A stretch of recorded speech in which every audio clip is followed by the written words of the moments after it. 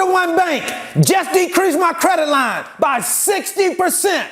No reason, no justification as to why, no nothing.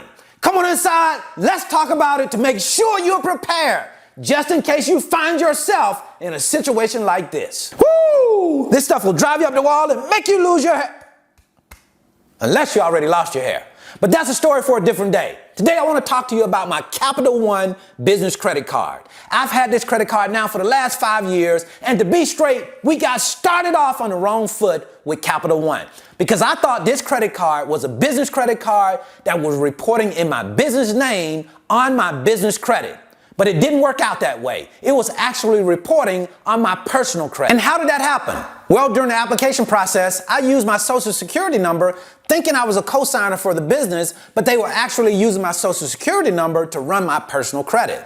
And when you use your social security number instead of your EIN, more than likely, you will be applying for personal credit and not business credit. So make sure if you decide to apply for a credit card and you want that credit card in your business name, apply for it in the business name with the business EIN. Otherwise, you could be applying for personal credit. But now that this credit card was reporting as an open trade line on my personal credit report, I decided to go ahead and keep it, but use it for business purposes only. I would use it and pay the card off every month. I would never allow for the card to get beyond 30% of the credit limit, and then I would pay it off.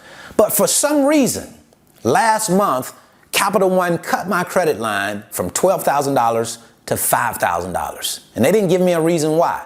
So I called them up to find out what was going on with my credit limit. Talked to a representative, and the representative told me that they couldn't give me any information over the phone in reference to credit line decrease. I had to wait on a letter to come in the mail. And I've been waiting on that letter now for over a month and still have not received anything. And anytime you call back, it's the same old story. You have to wait on that credit letter to come in the mail. Now, I don't know why the credit limit was cut. Maybe you would think there were credit issues or there were issues with payments.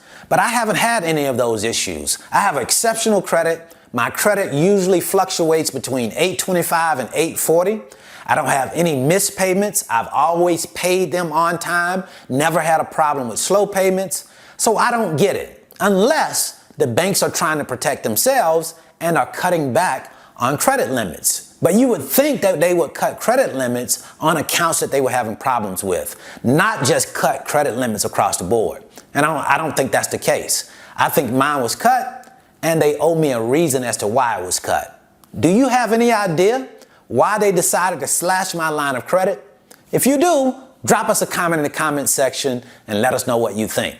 And I hope that none of you have to experience this type of situation. Until the next time, I wish you the very best in your life and business. See you all the way at the top of the mountain, because the bottom is much too crowded.